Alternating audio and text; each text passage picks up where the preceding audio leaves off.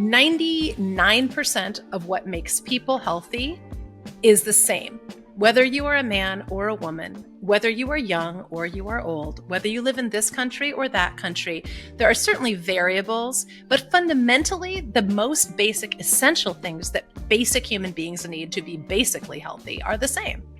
That does not sell advertising, though.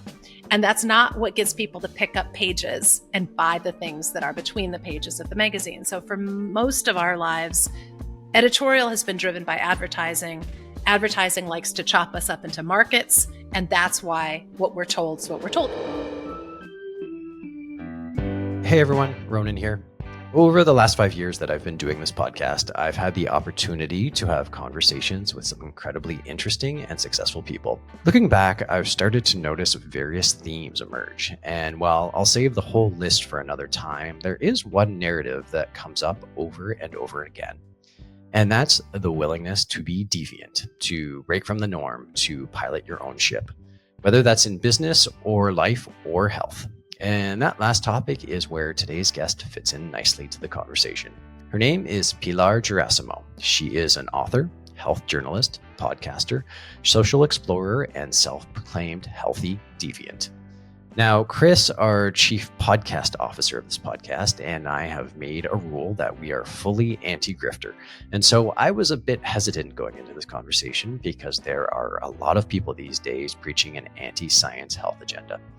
But as you'll hear shortly, what I appreciate about Pilar is her willingness to blend her firsthand knowledge with the depth and research of an experienced journalist to create a life of renegade rituals. And honestly, some of them sound good to me.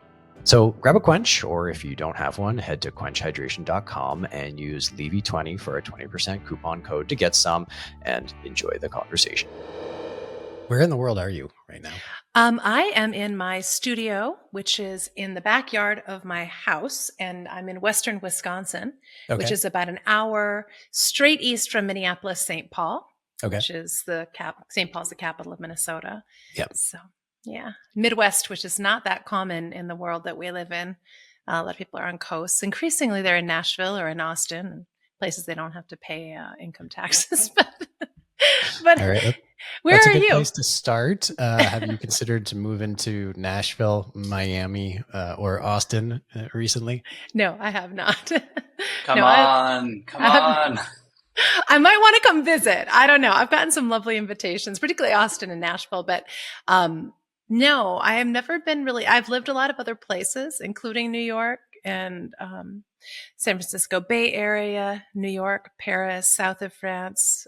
Yeah. And I just keep moving back here for whatever reason. This is my place. I live on a farm it's a multi-generational kind of intentional community.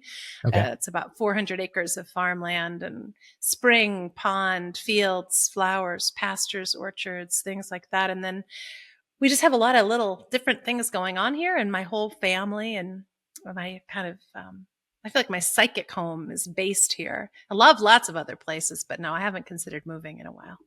Did you grow up in that area? Yeah, I did. Yeah, I was born near Chicago, but spent most of my life between Minneapolis, St. Paul. My dad was a college professor there. And then this farm in the middle of nowhere, western Wisconsin, which was my mom's kind of domain.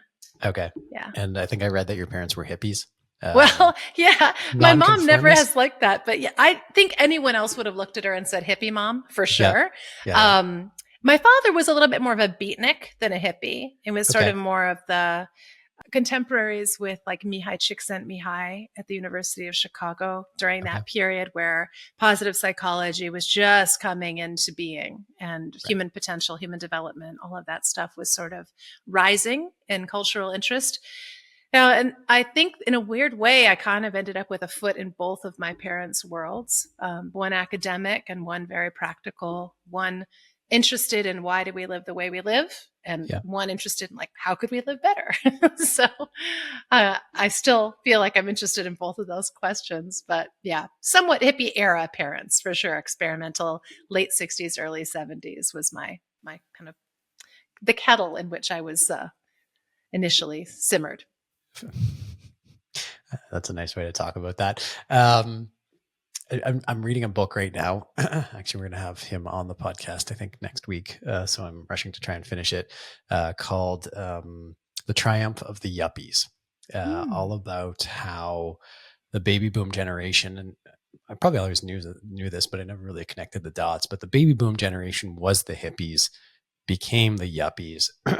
And what's remarkable, as he describes the essence of yuppiness, even though we don't talk about yuppies so much anymore, we're so yuppie in our generation right now. We're such yuppies focused on optimization, achievement, experience, food. It's like, oh shit, this has been the same story for 40 years. I understand why, that part of America, just speaking of America, even though I'm here in Canada, that is so anti-liberal elite thinking is so vitriolic about it now, because like 40 years of that's a long time to suffer that kind of indignity if you don't like what the other side is doing. So it really is fascinating, but it sounds like your parents stuck closer to their roots than embracing yuppiedom. Is that an accurate statement? I think so. I think both of my parents, well, my father was a sociologist, so he was always very interested in culturally who were the different kind of factions and who was reacting to whom, and, kind of intrigued by things like social class and politics and religion and how they affected people's positioning of themselves and their presentation of self, as he would call it, the sociological term. I still love that, presentation of self. How do you present yourself? Your style, what do you want people to read from your appearance and how you talk and all of that. I do think that I don't know if this is exactly a response to the question that you asked, but I think because I grew up aware of that type of construct and aware of my parents making pretty conscious choices about what they did not want to be. They did not want to be conventional. They were counterculture in their own individual ways, and they were not the same. My father and my mother went different directions. But I sort of understood maybe earlier than a lot of other people that you get choices about where you want to play, how you want to sit, how you want to work, what, your perception of things like consumer culture is, for better, for worse, and I guess that just pervaded my childhood. My parents were making different choices from each other and talking about that. And then their friends and family and networks were so very different culturally.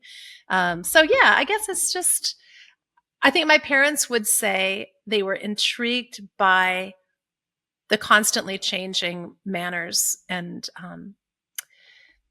expectations of the society that we were all in. And they kind of left it up to us individually to decide, which ways we wanted to go. And I played a lot at trying to be what I thought was more normal as a kid. I wanted to fit in really badly, and neither of my parents were fit in types. My father was often mistaken for a janitor at the college where he would teach because he would wear coveralls and a watch cap. And sometimes, there's a kind of an apocryphal story where the dean asked him to like, hey, while you're in here, would you empty the trash? Not realizing my dad was a tenured professor. But that was kind of it. My mom would do crazy stuff like bring, erotic shaped breads to the PTA meetings just to kind of mess with people. So I was horrified by all of this and just wished both my parents were normal for a long time. But it's funny because I wrote a book called The Healthy Deviant, which is really celebrating that conscious choice to differ from a society that you see as being not healthy or very happy for you, which sounds like you might be one of us, one of the healthy deviants. I am. Well, yeah, there are lots of places to go there, but let's start with you, which is, the first question I always ask is, tell us your story. And you've kind of alluded to it a little bit and gave us some samples. So you grew up and growing up, you always wanted to be normal, and you had very abnormal, and like the most generous sense of the word, parents. And at what point did you kind of realize, I guess, what were your attempts to fit in? And at what point did you realize, I don't know if this is really worth the effort? I think I repeatedly tried and failed. I don't think I gave up for a very long time. And to some extent, I guess I still haven't. I remember as an adolescent realizing that the culture around me was demanding that I comply with a lot of images about feminine attractiveness and acceptability, and that the models that you get confronted with as a young woman, what you're supposed to look like, how you're supposed to act, how you're supposed to attract. Typically, at least at that time, everybody assumed everybody was heterosexual except those really weirdos. So it was really about, gender-based attractiveness. And that was really the beginning of probably the most stressful period of my life. And I think that extended through a lot of my early adulthood. So for me, a lot of what happened was I kept trying and failing to achieve the external models of what I thought I was supposed to look like, act like, be like, do, have. And by the time I was in college, the cycles of trying and failing had really built up a lot of stress inside my system. And I was also now in college being extra stressed by academic pressures and expectations that I mostly put on myself. Very high achieving, very much pushing myself. And I think what happened to me is what happens to a lot of people. The harder you're working to try to succeed, often the more you feel like you're failing and the more depleted and exhausted you get. By the time I entered the work world, I'd been through a few more rounds of like really crushing disappointments and confusions. I'd gotten a Fulbright scholarship to go and teach in France. And while I was there, I really realized I didn't want to be a teacher. I thought I was going to be a professor. And suddenly it was like, I don't think this is what I want to do. So I came back from what everyone was thinking was going to be like, oh, well, Pilar's just got it all figured out. I was like totally clueless. I had no idea what to do with myself. And I think it was probably almost 10 years from the time I graduated from college until I felt like I had a career that was a track. I really felt like I was on a track. And that was when I got into publishing, custom publishing. I was an editor for a custom publishing company. But it was sort of ironic. I started a magazine called Experience Life in partnership with a company called Lifetime. And then it was called Lifetime Fitness. It's a big health and fitness club company. And now it's all over the world. Well, many countries anyway. And it was in some ways an incredibly gratifying job. Like I had been doing a lot of work over the previous 5 or 6 years trying to reclaim my own health and happiness during this period of really intense stress, and realizing that a lot of what I'd been told to do wasn't working for me. The diet and exercise programs were mostly just really making matters worse. And the images of health and fitness magazines were really making things worse. So when I started that magazine, it was a very conscious choice to offer an alternative. Kind of a new model, healthy living magazine that would appeal to both men and women and people of multiple ages, from their 20s to their 80s, and really looking more at a psychographic of folks that wanted to be healthy and happy, even though they might be facing challenges from just so-called real life, like I had faced.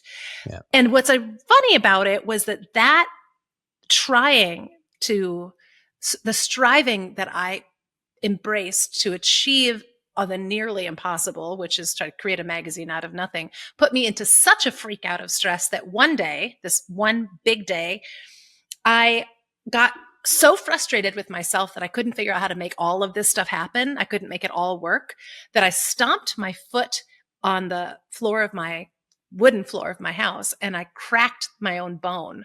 Shit. Yeah, shit. It was a fit of frustration with so much self-directed violence that it really did scare me. And Ronan, it was like that moment where you realize you're speeding on the highway because you're angry, and you're just like, wait, this is a stupid thing to do. This is not good.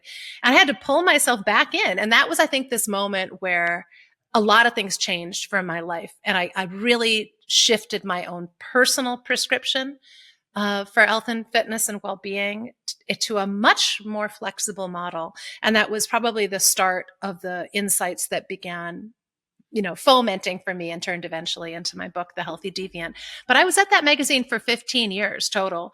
And I learned a ton. Researched a ton about health and fitness and well-being and physical, mental, emotional, social, spiritual health.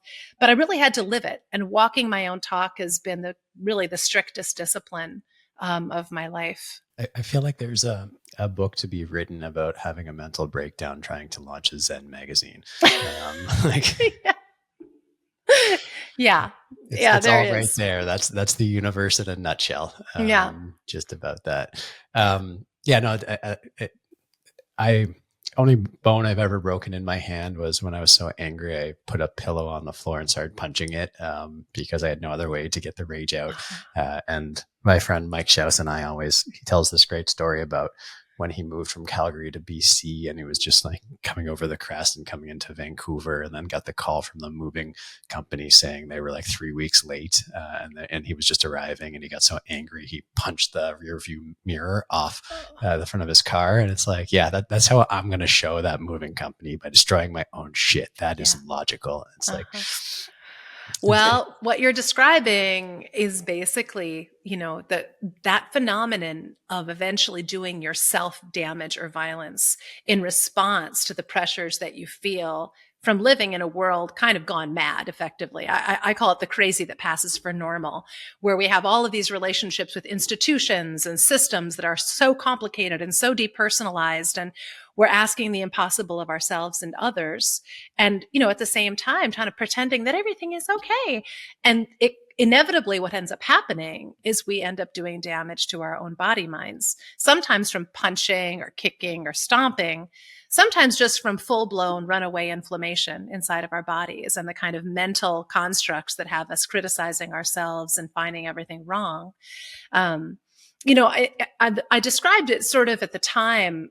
It really did come for me as like a series of insights. First, that began with me feeling very sorry for myself because, like, I broke my foot and I'm in pain and this is stupid. But the things that struck me very quickly afterward was, first of all, yeah, I had broken myself. I broke my body, literally broke my skeleton, and that was just like, well, that's not good.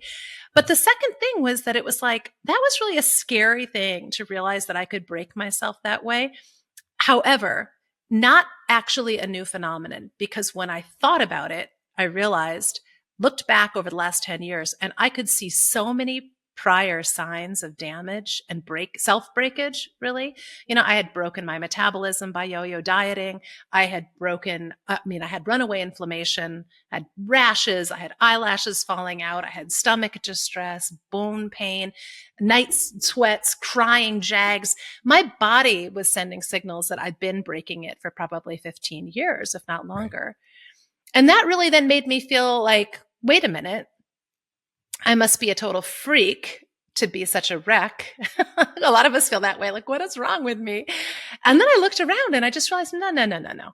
Almost everybody I know is experiencing some version of this same dynamic of breaking themselves down, and high blood pressure, high cholesterol, migraines, other depression, anxiety. And this was back in the early 2000s. All of these things have gotten much, much worse in the meantime. But that made me realize, wait, maybe this isn't a me problem. Maybe this is an us problem. And maybe the real issue is not me trying to fix myself and manage my appetites and deal with my own little exercise challenges.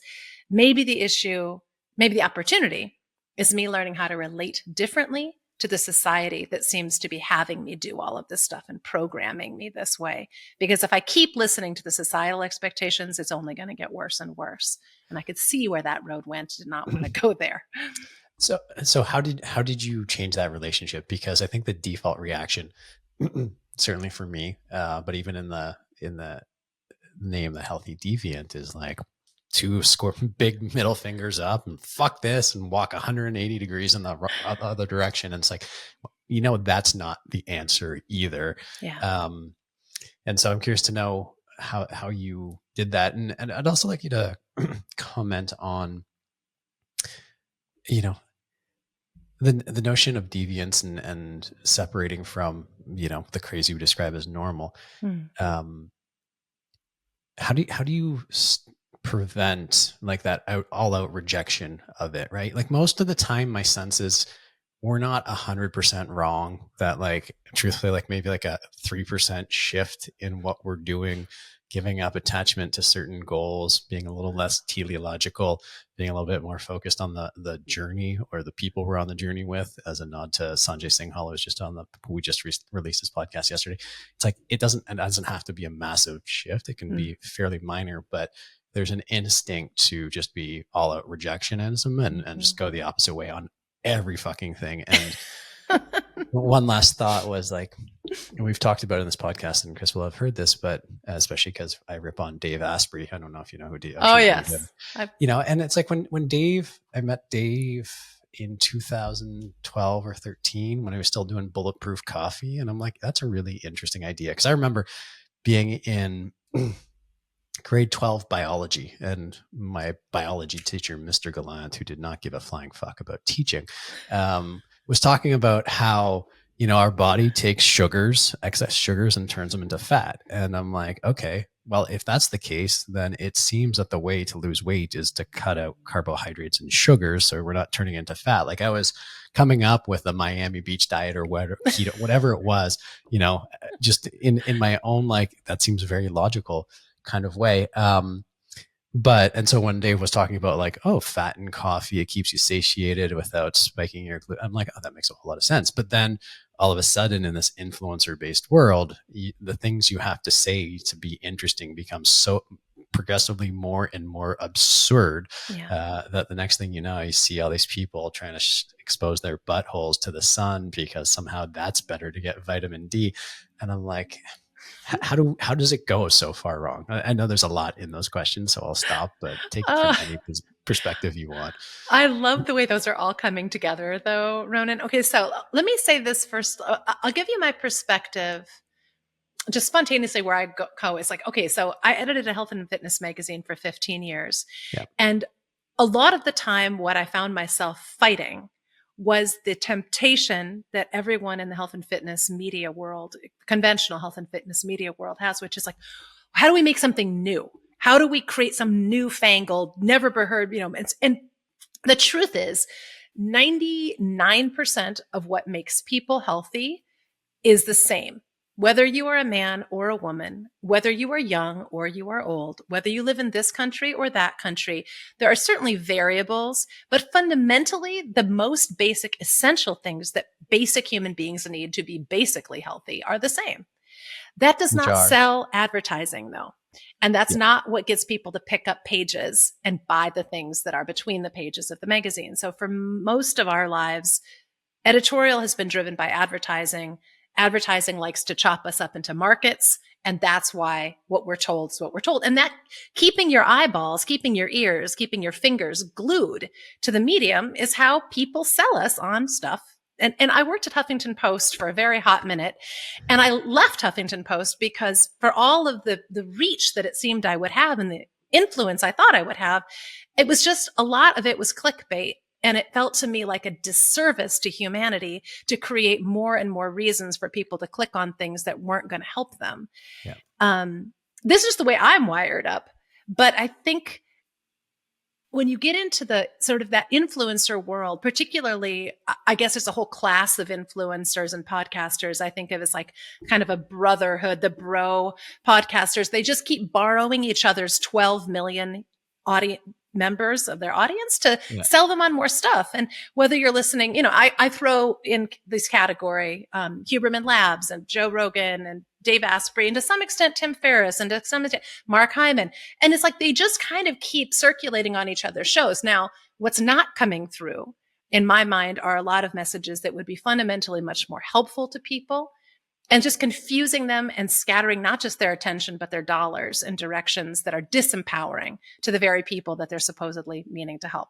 That's a very broad-based criticism. I won't throw all people under the bus with that, but I think one of the greatest challenges, if you're doing what I see you doing, what I've done, is to keep yourself focused on what you actually believe to be helpful, rather than giving into the temptation to just capture people's attention for your own good or for profit at the expense of their being able to do what they really need to do.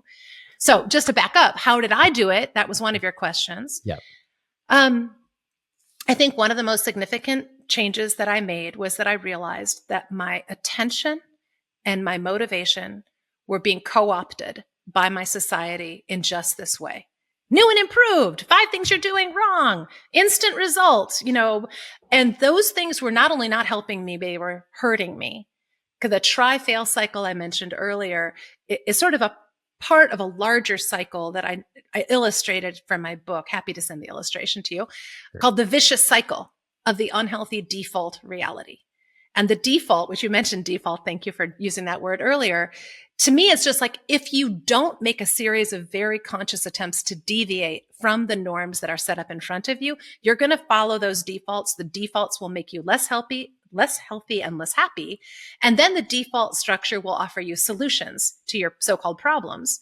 Those will not actually work. They'll disempower you. They'll deplete your energy, time, money, and other resources and leave you even more vulnerable and more reactive to accepting the next default solution, which right now are things like Ozempic and CBD. And, like they're not, none of these things are bad in and of themselves, but they're attempts to make better a series of problems that our culture introduced in the first place. So what worked best for me was thinking, what I actually need to do every day is not get on the treadmill and run 45 minutes. It's not eating the perfectly balanced combination of carbohydrates and fats and bulletproof whatever.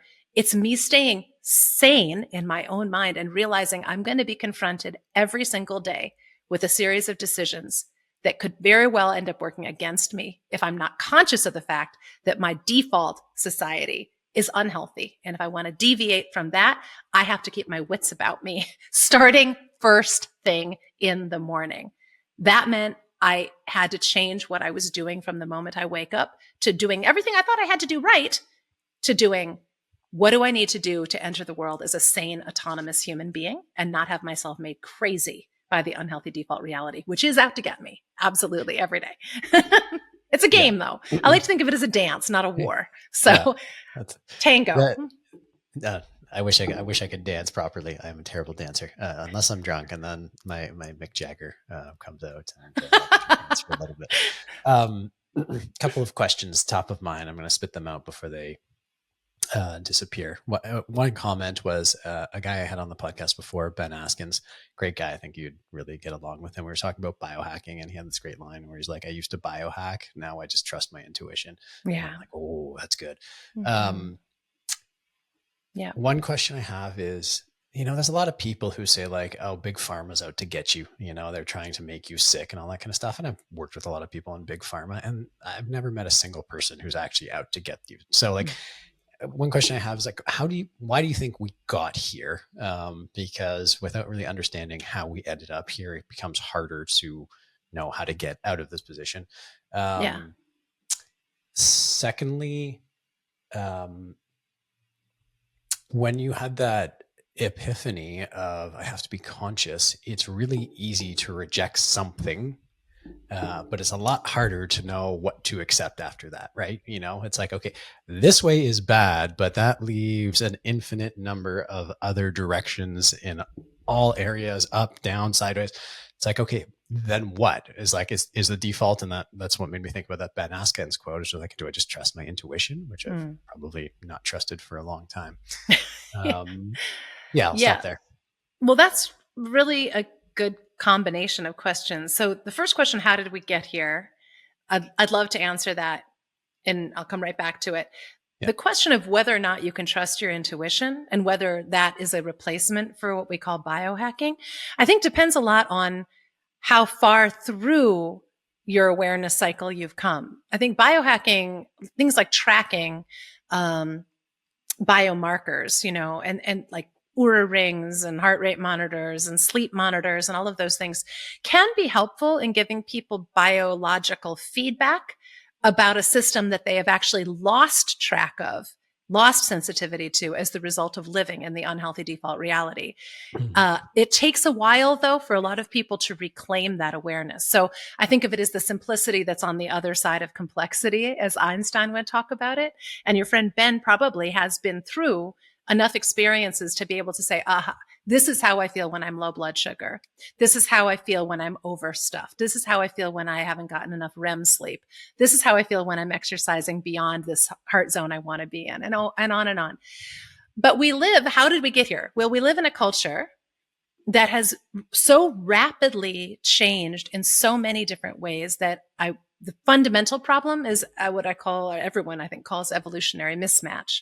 But I often like to, and again, I illustrated this in my book. I used a lot of illustrations in my book. I drew a lot of illustrations from charts and graphs and cycle and flow maps to characters, because I thought it was really important for people to move beyond this kind of endless list of information and dates and facts to a more empathetic, self-compassionate view of how they fit into this story.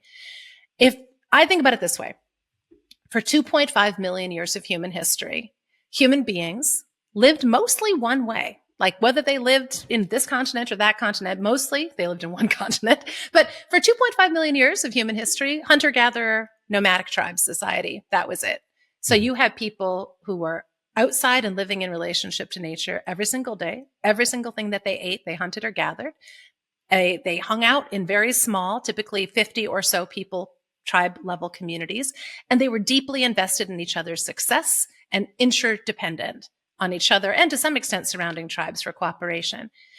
They lived according to cycles of light and dark, seasonally changing diet and exercise habits, and they had a very strong sense of the sacred, as there was no difference between them and the world and whatever forces made nature work.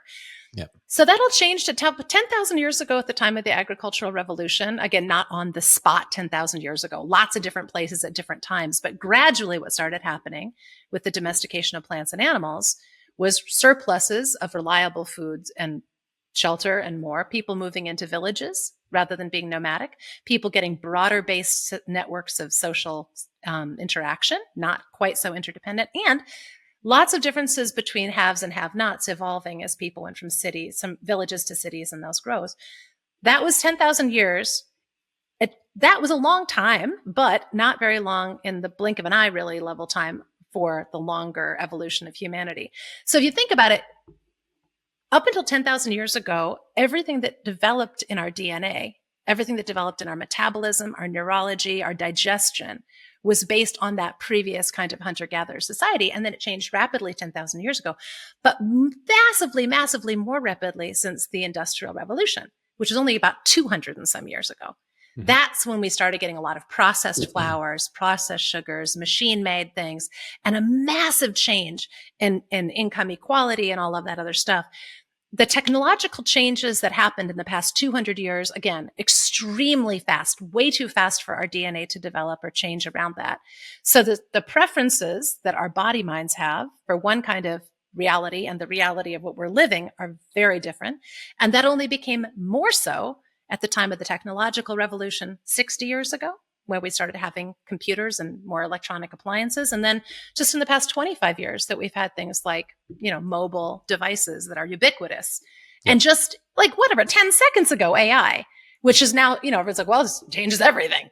So there's no way for us to cope with the changes in our society that the real issue is, how can I provide my programmed DNA in a society that is nothing like that at all? Like, I call it the ape in the arcade scenario, where it's like if you took a jungle ape out of the forest and stuck it in a pinball arcade, wouldn't take long for it to get very unhealthy and unhappy. And that's really what we've done to ourselves. So I think how we got here was us responding to a society that very rapidly became focused on consumerism and promoting consumerism. I don't think most people in the pharma industry are evil. I think most of the people in the agriculture, pharma, and energy, and almost healthcare, you name an industry, they're interested in growing. And unfettered annualized growth, short-term profit goals, those are completely diametrically opposed to the values that work for human beings in nature. It just is not working. And that's what we're seeing, is this experimental, let's just grow and spend and earn more and more and more and get faster and more optimize everything, your metabolism, your brain, everything. And I think it's making us nuts. I just think that's not what we're wired up for. So that's a long and winded answer of how we got here, but that's 2.5 million years of human history in just a few minutes. Right. And then the question of intuition. I think you can trust the caveman DNA intuition. I don't think you can probably trust the intuition that says, I smell Cinnabons. I want a Cinnabon. Oh, come on. That's really good intuition. Those things are fucking delicious. I know. And they are not going to hurt you if you have one every once in a while, but that's not what they're designed to do. They make you want them all the time. They totally do. So how did you navigate that? Like, take us back to that day when the next day after breaking your foot and realizing I gotta break my addiction to the system. And how did you start choosing differently? Where did you start? Do you remember being like the first time being like, oh, old me would have done this, but new me is doing this instead? Yeah. Well, first of all, I want to be 100% transparent. It was not a one-day thing. Those insights that I shared earlier came in one day, but it was sort of like I had to learn a whole bunch of new skills. I call them, the skills of the healthy person. And what was being told to me about skills was like, you have to know exactly how many calories to eat, how many sets and reps to do, how long you need to be in this heart rate zone, and a lot of that crap, I realized I had to just let go of that. I mean, all true, helpful stuff to have, but it was like I was learning the minutia and trying to keep track of all the minutia, and I wasn't handling the fundamentals. So I went back to this. The way I put it is this: the real issue that we're facing in almost every crisis that we have in terms of human health, physical and mental, is that our most basic human needs are not being met during the course of our so-called normal daily lives. When I ask, what are my basic needs? I need whole food. I need water. I need a balance of whole foods and access to clean water. I need to sleep. I need to rest. I need to move my body. I need to be around other people who I see as supportive, who I trust. I need to have some sense of meaning or purpose that is bigger than me.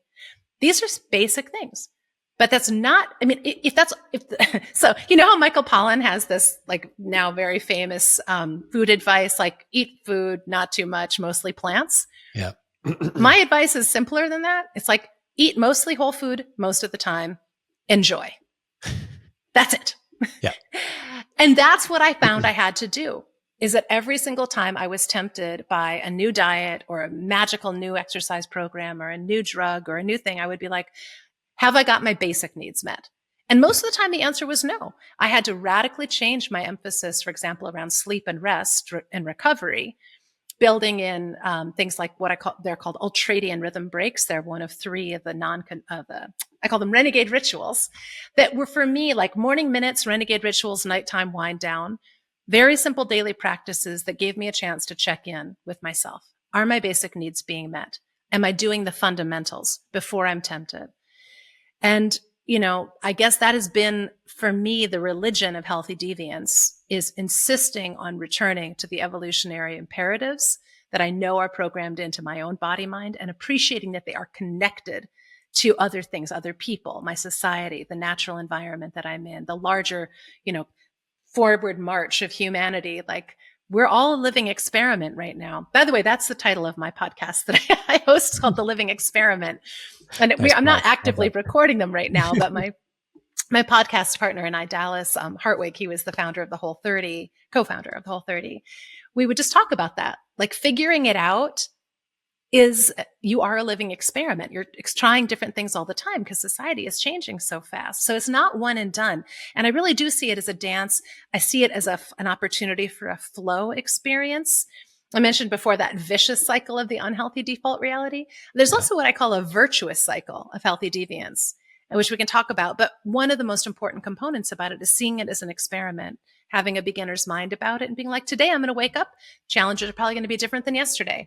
How can I stay conscious enough in my own body, mind that I can take care of the fundamentals without being made crazy and tempted and being separated from my energy, attention, money, time by nonsense?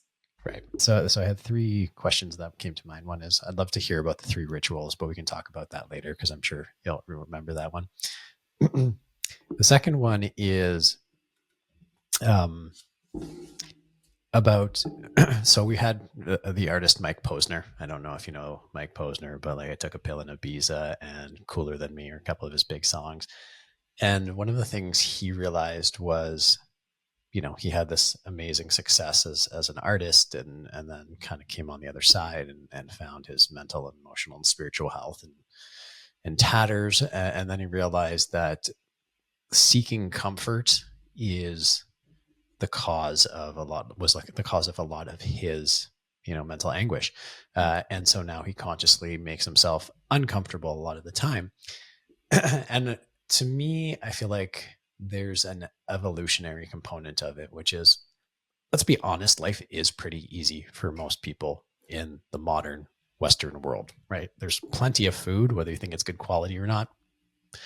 Water, no animals, out hunting you, got a good handle on disease. You're probably not going to pick up, some weird bacteria. Like, life is pretty easy for most of us.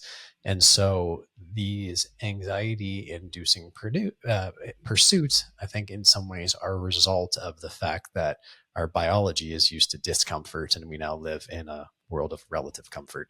And I'd love to know your thoughts on that. And then the third thing is, I find, and maybe it's true, but I find there's a tendency, particularly in, we'll call it health influencers or those who deviate, to say like, this is wrong for everybody. But the truth is, we still have to take stock of the fact that, with the exception of a little blip recently, people are still living longer on average than ever in history.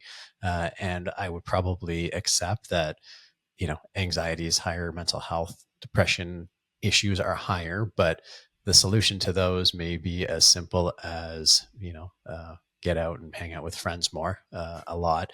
And so how do you maintain a little bit of objectivity to say that the things you've become aware of, I think, are true for some people, maybe a lot of people, but not everyone, and don't flip into like, here, I mean, we talked about listicles, and not necessarily, it's very easy to avoid creating listicles, but starting to become like, this is the answer for everybody. Yeah.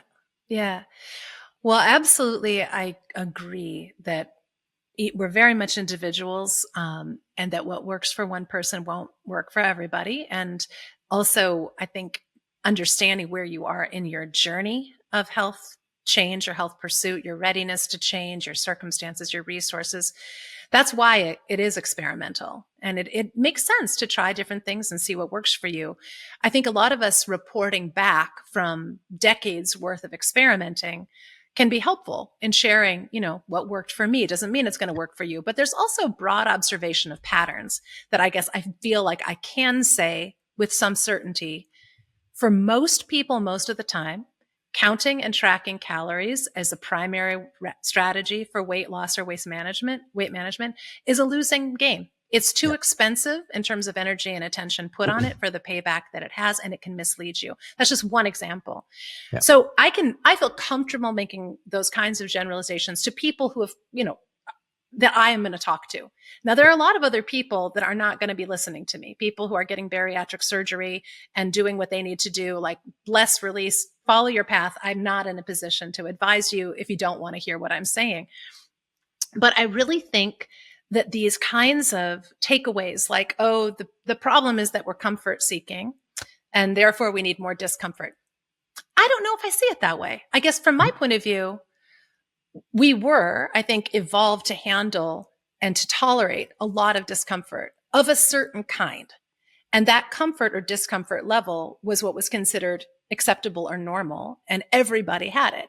We all got cold. We all got hungry. We all had to lay in pokey grass waiting for the gazelle to come along so we could chuck a spear at it. So what we think of as willpower now, or the ability to tolerate discomfort, we came through our evolution as hunter-gatherers with an advantage given to those people who could tolerate some discomfort and still get by. Makes sense. Survival of the fittest kind of 101. Mm-hmm. That said, I think when you take the ability to tolerate that kind of discomfort and you apply it in a world like the one we're living in now, it doesn't really translate very well. I think that there is an appetite that we have maybe to challenge ourselves, to see ourselves succeeding in the face of challenge. Self-efficacy is often called. Some people would consider that a flow experience. I think that's, for me, choosing to be healthy in an unhealthy world is an endless series of momentary choices that feel challenging. I don't call it willpower. I call it willingness.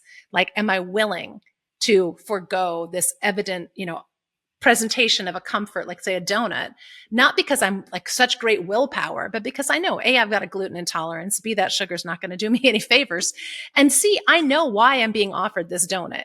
And it's to make the wait at the waiting room feel less onerous. What's really happening is I'm being drained of my time and energy by being in a stupid waiting room. And this is like the candy that's being given to me to kind of like lead me on. So I'm answering this question a little bit circuitously, but I would say I want to talk a little bit about the skills of the healthy person and the skills that are required in modern life versus back then. We're having to develop a whole host of skills that our ancestors didn't need to develop. It's vastly more complex now to take care of your basics. You can say it's easier. Like, I don't have to sit in the grass waiting for a gazelle. I don't have to dig 400 pounds of tubers. But man, if I got to go to my local supermarket and be confronted by paradox of choice of 7,000 kinds of breakfast cereal, and different experts are telling me this kind's better, no, that kind is better, no, you shouldn't have breakfast at all, you should have an egg, don't have an egg, like, we were not wired up for that kind of complexity. The skills that our ancestors needed to survive, they learned from their mothers, their grandmothers, their great-grandmothers, their fathers, their great-fathers. Everybody knew how to do these things. So they weren't necessarily considered difficult. It's easier now in some respects, granted. It's so nice to be able to like turn on the dishwasher and have it do its thing, or turn on the laundry and have it do its things. But we have other problems, which is that we do nothing manually, and then we need to get on a Peloton to get exercise. This was not a problem. I don't know if you saw in our Ancestor Day, did you happen to see the news story in the Washington Post about the previously uncontacted Amazonian tribe that came out of the forest when loggers came in? They were forced out of their jungle home. I didn't see it yesterday, but I saw a story 2 weeks ago or about something probably maybe a similar kind of idea. That's the story. So I reference it only because, well, first of all, I wrote a little blog about it that was kind of my perception of like, first, like, oh my gosh, how cool. And then, oh my gosh, how tragic, these poor people. What you saw, of course, was this group of probably 20 to 30 people who came out onto the beach and were filmed from across the water. They're all perfectly healthy looking. They're not skinny. They're not fat. They're healthy. They're gracefully moving in their bodies, just kind of walking around talking to each other. And you're like, this is who we all were, a few thousand years ago, not that long ago. But they're living in the jungle with anacondas, all kinds of, disease vectors. I'm not saying that's an easy existence, but it's an existence for which they are well prepared. They are not prepared to go to Hy-Vee and walk down the grocery store aisles and try to find something to eat. This is the ape in the arcade dynamic I was talking about before. So before we move off though, listen, I'm not going to by any means state that most people in our society are healthy. Actually, I'm gonna qualify that in a second, but I didn't read about this tribe. I don't know the details of it, but my guess is a lot of them are healthy of an adequate weight because they're probably all under 50 because no one lives older than that.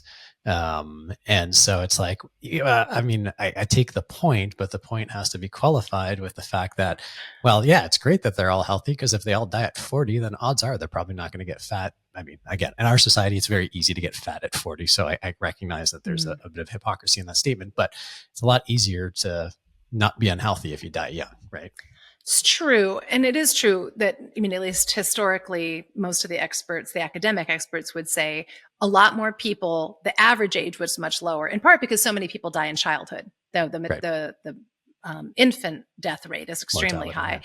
But there's also some evidence that suggests that once you get past a certain age, your chances of living in these tribal societies until 70 or 80 are really no more than the other person's. It's like you succeed and then it's not like people drop dead at 40 or 50 because they just are unhealthy. What happens is people die younger because of accidents and injuries and bad, not great care. But I think that there's some argument about the idea that, life is nasty, brutish, and short in these societies. It's also a question of, how what do you value? Now we're talking a lot about health span, not lifespan. Is it better to live till 90 when the last 30 years of your life are disastrous and you're getting your legs amputated and on dialysis and depressed and anxious and taking 9 kinds of meds? I don't know. I'm not sure. And I don't think there's a right or wrong answer to that either. But I will say, I think most of us are seeking meaning. And I think in a life where the constructs that we've created, our society seems to be having people feel more devoid of connection and meaning. You talked in your conversation with Chris about psychedelics. And I think a lot of the excitement about psychedelics is people discovering that they can feel connected to a larger magic in the world, that they can feel connected to nature, that they can feel one with each other. They can remember something about what it means to be human, what it at least traditionally has always meant to be human, as far as I know. So I think you mentioned the artist, Mike Posner. Yes. Yeah. I think that's a really interesting set of observations. First, I would just like to respond to the idea that a lot of us have been trained to seek fame and fortune as a means for satisfaction or happiness. Yeah. But you and I have both met a lot of famous, very successful, very wealthy people who have not gotten healthier or happier or more gratified as the result of their fame and their fortune. Usually the opposite. Yeah. Usually the opposite. Yeah, absolutely. And so I do think seeking comfort, maybe, I don't know that I would say it that way. I teach a class called Prioritizing Pleasure, which is actually offering a perspective that when you seek real pleasures, and that can be something like resting when you're tired, or being surrounded by people that are fun. That Not level Cinnabon. of, yeah, no. I mean, Cinnabon is a way to get there, but it's interesting to notice, why is it comforting? Cinnabons are comforting and pleasurable because of sweetness, because of the comfort. The memory of the smell of cinnamon and sugar cooking is something that maybe some of us have from our grandmothers, our mothers, or like a different, simpler time in some ways. It means hearth and home.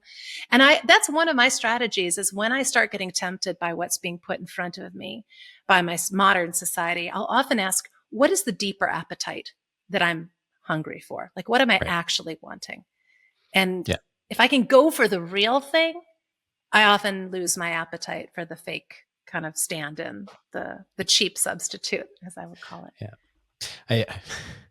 One of the first CDs I ever bought was Dennis Leary's No Cure for Cancer. And he has this line in it. Do you know who Dennis Leary is, the actor? Yeah. So he used to do stand-up comedy, and he said, latest research says every cigarette takes 3 minutes off your life. And he's like, basically that's the point where he says, like, but it's the years at the end. It's the adult diaper kidney dialysis fucking years. You can have those years. I don't fucking want them. And something you said just totally reminded me of that fact, that line, which is, there's some merit to it. And I think we need to keep in mind what everybody's interests are. One thought I had too, though, was, I know he just passed away, but Morgan Spurlock, who was the, director and star of Supersize Me. And maybe his death is a indication of why you shouldn't eat McDonald's that much. But I don't know if you recall, but he went through that.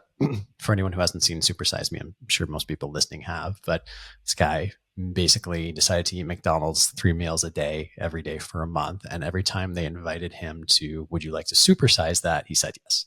And he got fat and he gained weight and all of his metabolites got screwed up and all that kind of stuff. And then after that came out and there's all the hoopla about it and how bad McDonald's is, there was another professor who decided to replicate it. And the only thing he did different was, instead of limiting himself to the 10,000 steps a day, which is or like 8,000 or whatever the average steps per day that an American takes, he did more than 10,000. That was the only difference. And he was fine. Like, the impact of eating McDonald's every day was almost negligible. Now, there could be a biological consideration, which is they have different biologies, different metabolisms, who knows? But it seemed to strongly suggest that, just enough exercise can make a huge difference. And I raise that because, certainly I think, and I think it's one of the contexts of what you're saying, but it feels like so much of the unhealthiness physically is a result of unhealthiness emotionally, that if we just got to a place of exploring meaning a lot more and the mystery a lot more. And this is what I found so fascinating about psychedelics, is that just connecting to that unknowingness, that something bigger, you know, I don't know that we necessarily need to rebuild the entire food system. Like, I think if we just give people that one thing back, that would probably go a long way to solving everything else. And yet maybe people would choose to consciously eat differently after that, or maybe not, but reconnecting to that and the anxiety and stress and all that kind of stuff we feel because we've been so disconnected to anything beyond the nihilistic, what's in front of you is all there is, would go a long way. And I'd welcome your thoughts on that. Well, to me, they're interconnected. I guess I see that as we changed our food supply and as we became more dependent on prepared and preserved and highly, highly processed foods, it did definitely affect our gut health and our brain health. And there are intersections, from neurotransmitters and, flora and fauna in our systems, things that can cross the blood-brain barrier. It's not like it's just one way or the other. We're depressed and anxious, therefore we eat crap. We eat crap, therefore we're also anxious and depressed and inflamed. So I see them as it is a bit of a vicious cycle that way. With regard to Supersize Me, I didn't see the study or the documentary of the person that all they changed was the steps. But I do know there was another film where the guy took on the same challenge, except he wouldn't eat the buns and he wouldn't do soft drinks. Same, different guy, I'm not sure.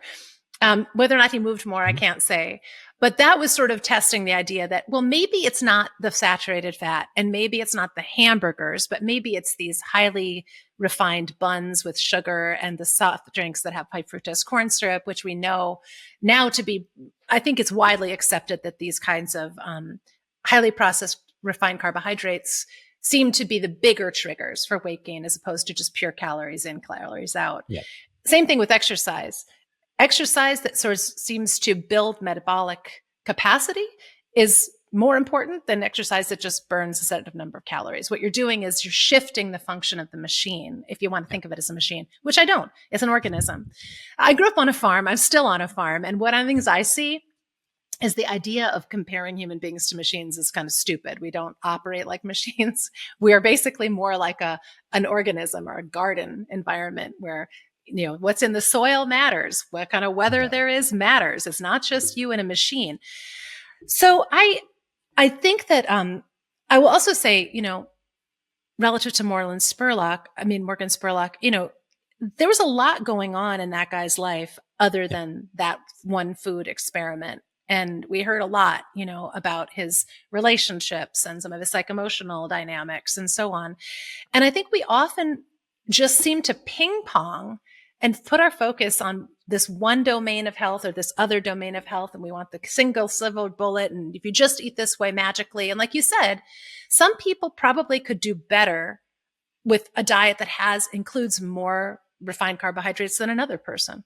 I don't think it helps to just be like, they're all bad or they're all good. I do think learning how to live with moderation in a society like ours that's basically immoderate is also really important. That's why my food philosophy is eat mostly whole foods most of the time and also enjoy. If you're trying to get through our society with perfect eating, that's really the recipe for like orthorexia. Well, I can't eat that because it's not organic. I can't eat that because it's not 95% pure protein. I can't eat that because it's not in season. It's not local. It's not. Pretty soon you are down to almost nothing. Yeah. And more than that, you've set up a really toxic environment in your own mind. Yeah.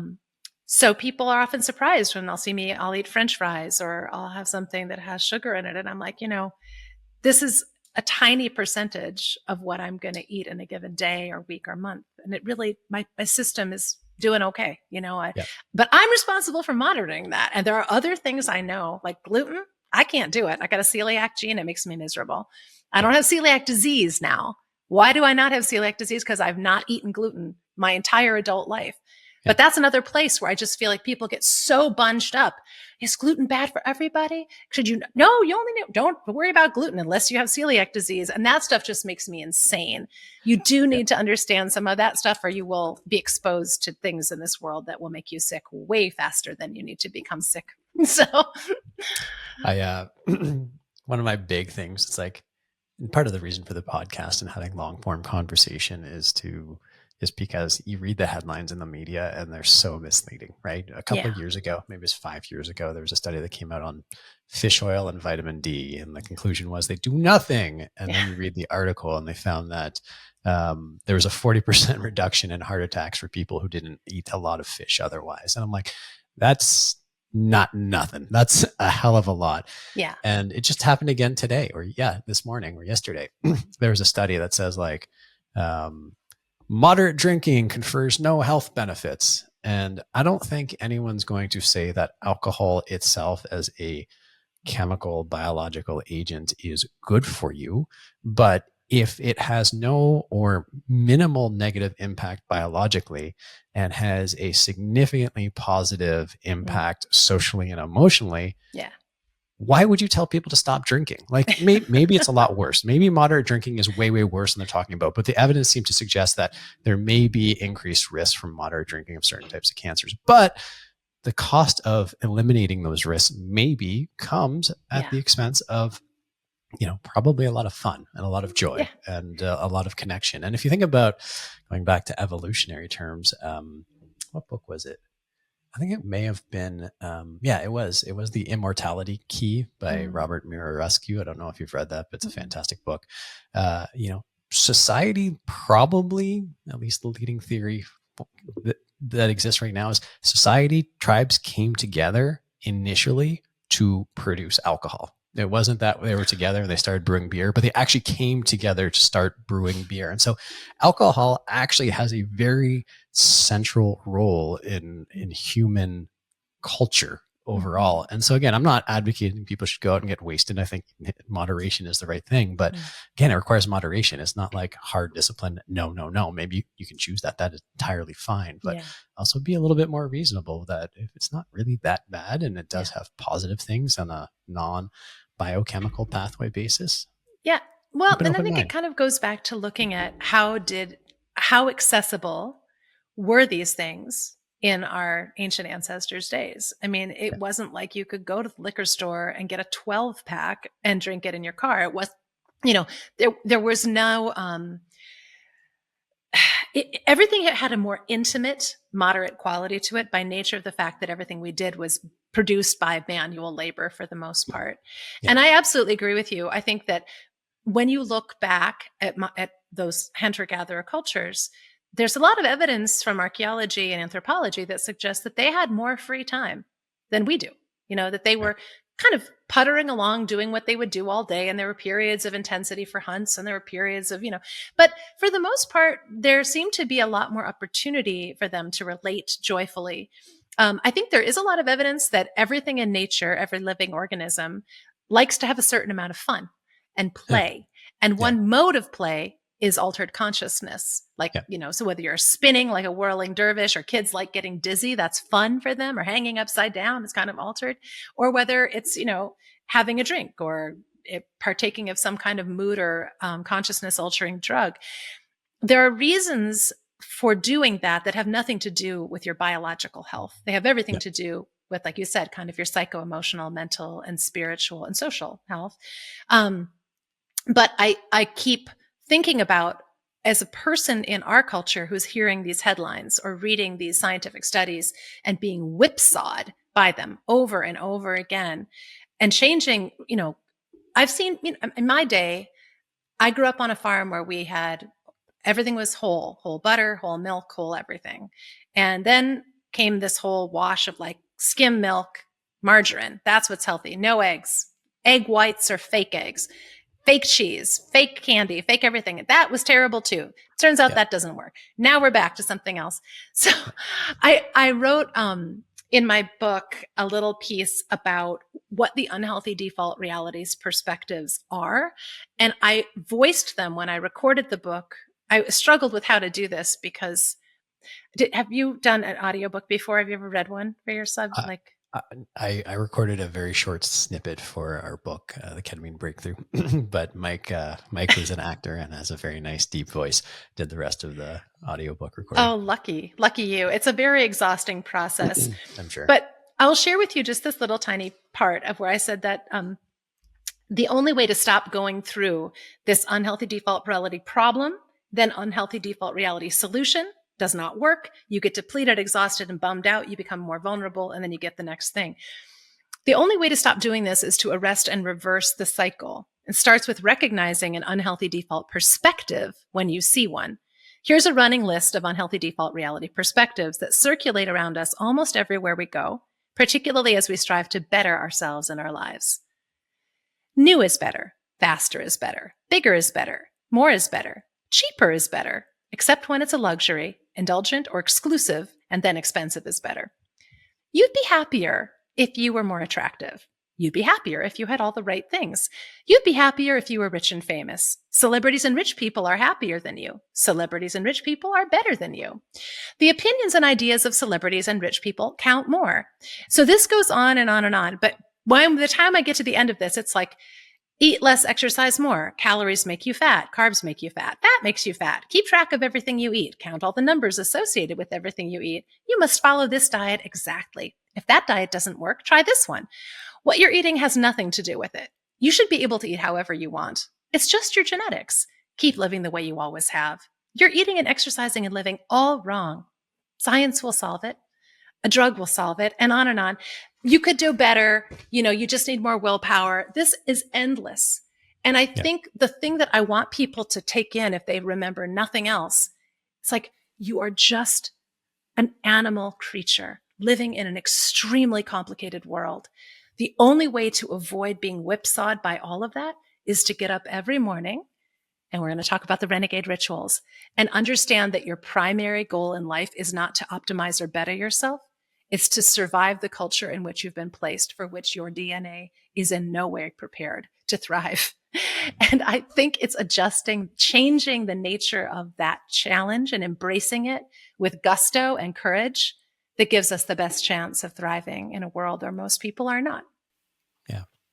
The one caveat I throw on the end there, which is, and I think it's important, and choose the words or whatever it is, but if you can come back to some sort of spiritual place of, the purpose of being here is to experience it all, good and bad. Yeah. It gives you a lot more flexibility to be like, yeah, I'm going to have that fucking Cinnabon and I'm going to love it. And I'm going to overeat for the next little while. And then someday I'm going to change my mind and I'm going to do something different. But if it's rooted in a genuinely held desire to explore, as opposed to an anxiety driven need to optimize, avoid, find safety, then I think do whatever is kind of where I get back to. I agree. And that's, I think, that same experimental imperative, see what happens. Fuck around and find out. I think that was the best meme that went around for a long, long time. Can I offer a perspective on that too, Ronan? Sure. That I think the biggest challenge is staying awake enough to the results of your own experiments to track them. I think most of the time when people eat a Cinnabon, it isn't like, oh, this is going to be interesting. Let's see how I react. It's often done in a spirit, and this is true of drinking too. I actually want to lose consciousness. I don't want to feel what I'm feeling. I want to get out of my body. I want to escape the pain that I'm in. And I think experiments along those lines are also useful because you can realize, like, how many potato chips did I eat before I stopped tasting potato chips or even realizing I was eating them? How many of us like to eat in our car or like to eat while we're watching TV or while we're watching movies because it is a recipe for being unconscious? And I think that's just, to me, like noticing when you lose consciousness during the course of the day. The renegade rituals are effectively designed to help you with this. So I'll share them with you. And maybe this is kind of a good place to kind of wrap some of this up with a bow. The first renegade ritual I call the morning minutes practice. It's very different than a lot of the morning practices. I think that a lot of folks, you do meditating for 20 minutes and then you get on the bike for 15 and then you eat a perfect smoothie and then you complete your list of things to do. I don't give a shit if you do any of that. I like to see people wake up and for the first 3 minutes of their morning, have zero contact with any electronics, any digital devices, or any form of media whatsoever. So 3 minutes in which you check in with your own body mind and see what would feel pleasurable and interesting and nice that would let you come to waking gradually. Part of the exercise is actually listening to what your system wants. And it's not the same thing every day. For me, some days I play my guitar. Other days I pet my dog. Some days I go outside. Some days I just sit with a candle and think. I might write in my journal. But what happens in that theta state between sleeping and waking is that a lot of people, it's the only time during the course of the day you're going to get an unfiltered connection with your own self as a human being before the unhealthy default reality comes at you. If I can do that, something magical happens, which is that I have a connection to myself and to my own autonomous sovereign self that I otherwise would not have. And once I've had even a little taste of that, I realize I want to stay connected to this version of myself. I want to set my own intentions about how I relate to the unhealthy default reality. Yep. The second renegade ritual is ultradian rhythm breaks. Have you studied ultradian rhythm breaks at all? No, in preparing for this, I saw that come up, but I hadn't heard it before.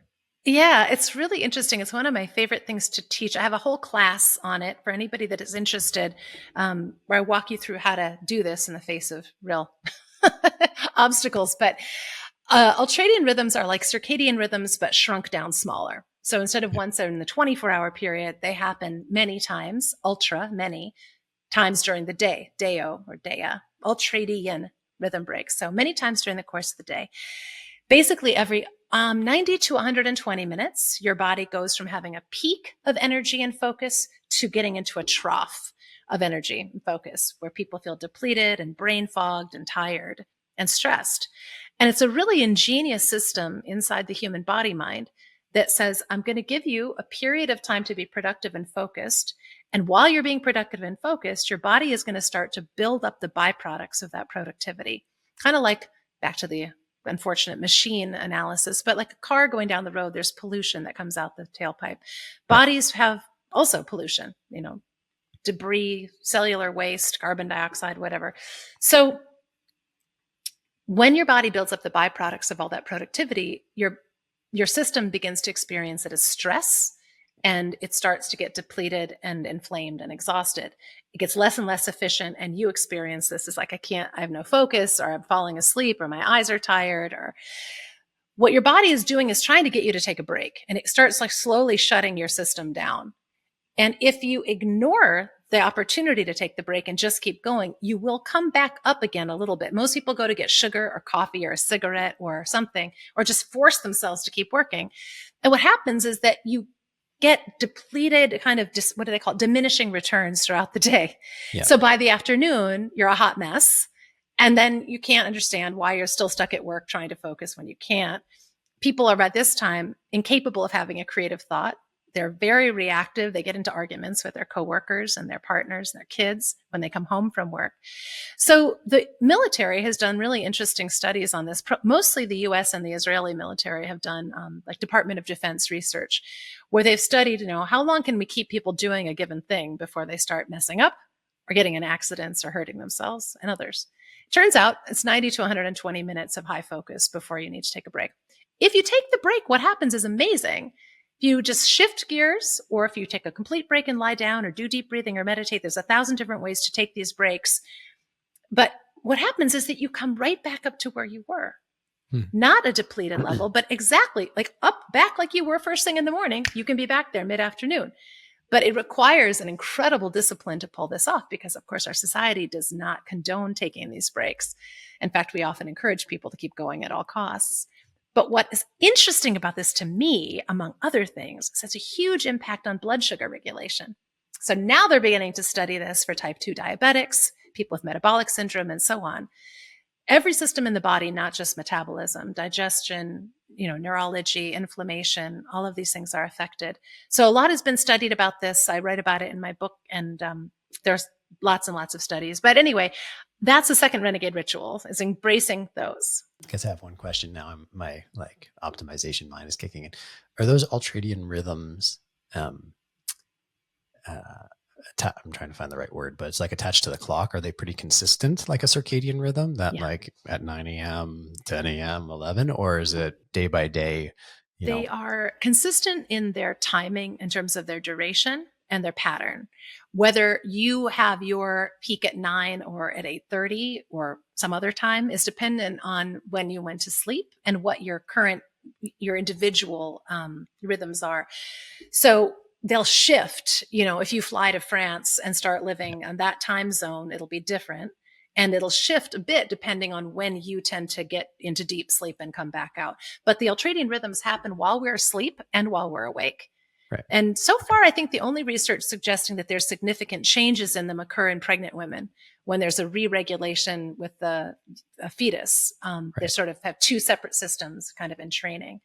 But they happen for everybody all the time throughout our lifetimes. And kids notice them. You notice them like most preschools had, at least, well, maybe they don't do this anymore, but even through kindergarten, first grade, we had nap time or we had changes. We had like art class and then math class. And then it wasn't just a consistent, one run rate that we expected kids to do. So kids tend to lie down and take naps or they get crabby and throw fits. Yeah. So anyway, that's renegade rituals. Oh, the third one is a nighttime wind down practice, which is basically, you can see they have this in common. It's accepting that the system comes into arousal and that it kind of circulates during the day. It fluctuates, it oscillates. And then we need a deceleration period before bed where most people, again, are back to these things and they're scrolling and there's light and there's clicking and there's swiping and it's terrible for your system. So digital sunsets, shutdowns, decelerations are all really important. And I have strategies for doing that are a lot like what people know about sleep hygiene, but I explain it a little bit differently. I think the goal is to re-regulate a dysregulated system. The system is dysregulated by living in the unhealthy default reality. So for me, beyond the practical value of these individual practices, there's a constant reminder that I need to re-regulate my system as I call it preemptive repair strategy for going out and doing business with a reality that is, for the most part, not working in the favor of my biology. Yeah.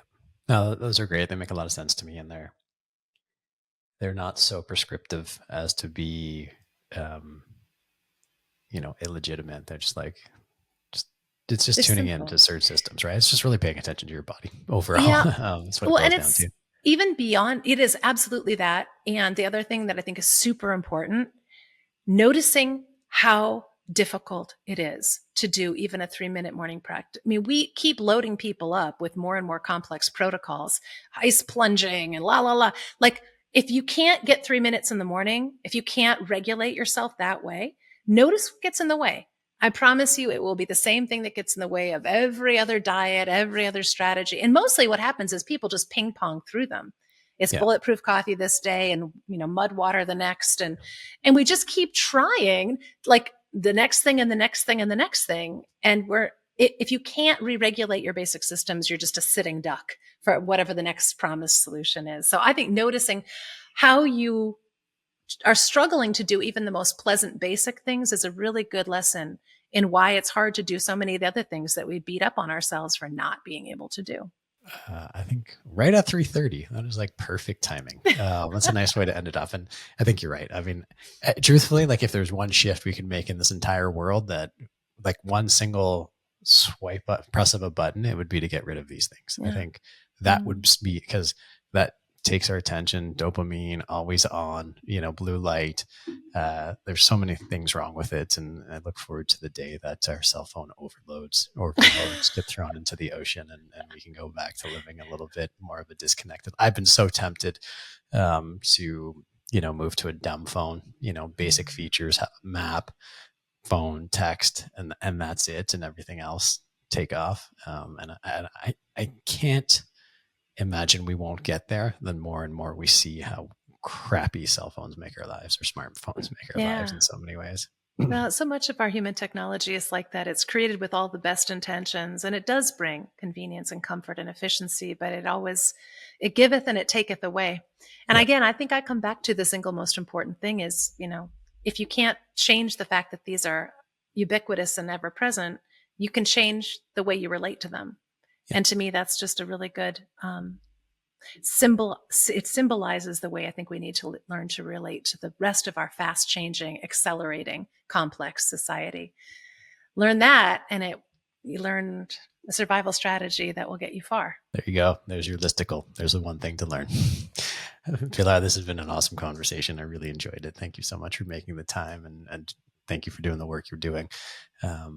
It's really nice to speak to someone who's so balanced about this. It's so easy for people to go to the deep end and get extreme and trade, intuition and logic and reason and their own understanding for lists and practices. And, I think there's value in habits, but quickly habits become crutches and people stop paying attention to what they actually need. So it's really refreshing to speak to someone whose view is, I think, smart, but fluid enough to be really sensical. Thank you, Ronan. Well, it's been a pleasure talking to you too. Thank you. Thank you to you and Chris both for the invitation to come on. It's been really fun. It's been great.